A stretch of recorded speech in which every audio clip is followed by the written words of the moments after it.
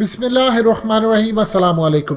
थोड़े दिन पहले आपको बताया था जब पूरी एक सोशल मीडिया पर कैंपेन चली कि जनरल शुजा पाशा आईएसआई के जो साबिक चीफ हैं उनको गवर्नर सिंध लगाने की पूरी तैयारी हो रही।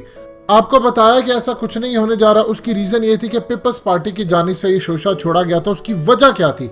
उसकी वजह ये थी, कहीं ना कहीं ये गुफ्तगू चल रही थी कि सिंध में गवर्नर राज लगाया जाए और गवर्नर राज के लिए सबसे बड़ी जो अहम तरीन चीज़ है जिसकी वजह से ये रुका है वो है 18वीं तरमीम। अब जब से 18वीं तरमीम आई है, गवर्नर राज लगाना आसान नहीं है, लेकिन इसको ख़त्म करने के लिए आपको 18वीं तरमीम के अंदर बहुत सारी शिकें ख़त्म करनी पड़ेगी, जिसके बाद गवर्नर राज की राह हमवार होगी। लेकिन जब गवर्नर राज लगेगा, मज़ीद डिस्कस करने से पहले इस वीडियो को लाइक करें, हकीकत टीवी को सब्सक्राइब करें और बेल आइकन पर ज़रूर क्लिक करें।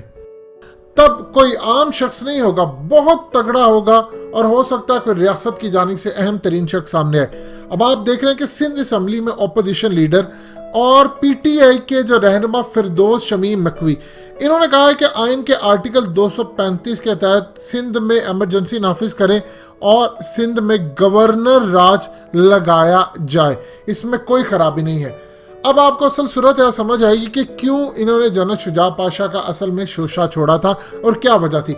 देखिए, दो चीज़ें इन्होंने प्लान तरतीब की थी। एक, इन्होंने कहा था कि पहले गवर्नर राज की दफ़ा, हो सकता है आने वाले दिनों में आपको नज़र भी आए, पहले जनरल शुजा पाशा उनका नाम दिया जाए और अगले लम्हे के अंदर इन्होंने नाम देना है कि देखिए जी, पीटीआई लाना चाह रही है जुल्फ़िकार मिर्ज़ा को और उनको गवर्नर सिंध बनाना चाहती है। लेकिन जुल्फ़िकार मिर्ज़ा की इस वक्त हालत है बहुत ज़्यादा ख़राब। वो हर वक्त तकरीबन अपने बिस्तर पर ही रहते हैं। उनकी बेगम Fahmida Mirza Grand Democratic Alliance की तरफ से वो ऑलरेडी एक ओहदा लेकर बैठी हुई हैं। तो इस तमाम सूरत हाल में गवर्नर राज के लिए जो जुल्फ़िकार मिर्ज़ा का नाम है वो पीपल्स पार्टी अगर देगी भी कि इनके पीछे साजिश है तो वो तो रिजेक्ट है। लेकिन इस सूरत हाल के अंदर एक चीज़ ज़हन में रखिएगा, 18वीं तरमीम पर ये जो आपको अचानक पीपल्स पार्टी के लोग बहुत ज़्यादा नज़र आ रहे हैं, जी 18वीं तरमीम में ये होगा वो होगा, असल में इस तमाम सूरत हाल के पीछे जरदारी ने अपना खेल खेलना। ये शोर ज़्यादा इसलिए मचा रहे हैं कि अगर ऐसी नौबत आती है तो कहीं ना कहीं जरदारी कहे आकर चाहे रियासत को जिसको कहे कि आप ये मेरे साथ मामला तय करें, 18वीं तरमीम बेशक ख़त्म करें, बेशक गवर्नर राज लगाए, हमें सियासत से आप आउट करें और हमारे जो केसेस हैं इन पर कुछ कंप्रोमाइज़ करें। अगर 18वीं तरमीम जाती है और सिंध में गवर्नर राज लगता है तो फिर ये शुरुआत और ये एंड तक फिर होते होते हुकूमत तक जाएगा, जहाँ पर इमरान खान भी कुछ भी नहीं कर पाएंगे और बेबस हो जाएंगे इस पूरे निज़ाम के आगे और फिर अल्टीमेटली इस निज़ाम में जाना है। ये तो जो मर्जी इमरान खान कर ले, चाहे वो पिछले साल नहीं हो सका, अब हो जाए, कुछ अरसे बाद हो जाए, ये अल्टीमेटली इस निज़ाम ने जाना है और उसी तरह मामला जा रहे हैं। आप देखें, आपको बहुत सारी तकरीरियाँ अब वो नज़र आ रही हैं जो टेक्नोक्रेट सेटअप के अंदर होती हैं, यानी जो लोग इलेक्ट होकर नहीं आए हुए वो ज़्यादातर आ रहे हैं। अब जनरल आसिम सलीम बाजवा, अब इमरान खान ने तो नहीं उनको लगाया और ना ही इमरान खान की ये चॉइस है। अब जाहिर सी बात है इनको लगाया गया कि मुल्क की स्टेबिलिटी रहे, चीज़ें बेहतर रहें, CPAC चलता रहे। आपको पहले ऑलरेडी बता चुके हैं। ऐसा ऐसा आपको ये चीज़ें नज़र आ रही हैं कि जो लोग मुंतखब नहीं होते वो आकर हुकूमत चला सकते हैं, जो कि सेटअप बेसिकली वही है क्योंकि मुंतखब होने वालों में इतनी अहलियत नहीं है।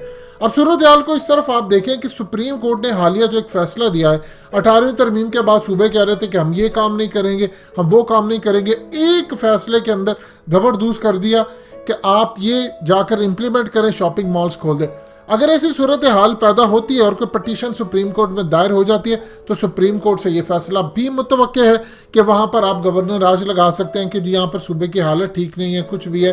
तो इस तमाम सूरत हाल के अंदर ये जो पीटीआई की तरफ से चीज़ है भाई, ये असल में ये बंद कमरों में बैठी डिस्कशन हो रही है। इसमें एक चीज़ ध्यान में रखें, पीटीआई के अंदर एक बहुत बड़ा ग्रुप है जो नून लीग और पीपल्स पार्टी का, वो नहीं चाहते कि किसी सूरत गवर्नर राज लगे क्योंकि उनका ये इदराक है कि अगर गवर्नर राज लगता है तो फिर पाकिस्तान के अंदर कोई इस्लामिक सदारती निज़ाम आता है और ये आहिस्ता आहिस्ता सूबों से होता हुआ मरकज़ तक जाएगा जिसमें पूरे का पूरा सिस्टम लपेटा जा सकता है। ये असल में सूरत हाल और पीछे ये जो निज़ाम बदलने की बातें, अब आपको आहिस्ता आहिस्ता कुछ प्लेयर्स बातें करते हुए नजर आएंगे और अल्टीमेटली हमने इसी तरफ जाना है।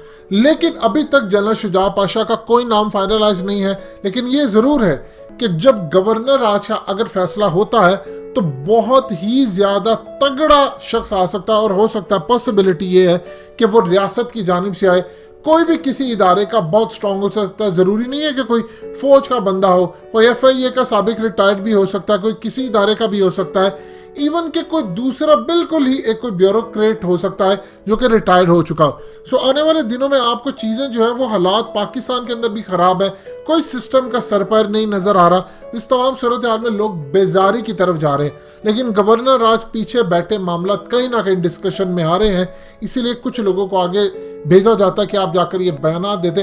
और जरदारी गवर्नर राज के कतई खिलाफ नहीं होगा, लेकिन वो सिर्फ इतना चाहेगा कि मेरी जो करप्शन केसेस है उसके एवज इसको लगा दिया जाए और मुझे रिलीफ दे दिया जाए। दोस्तों, हकीकत टीवी को सब्सक्राइब करना मत भूलिए, वीडियो को लाइक करें, शेयर करें और कमेंट सेक्शन में अपनी राय का इजहार जरूर करें।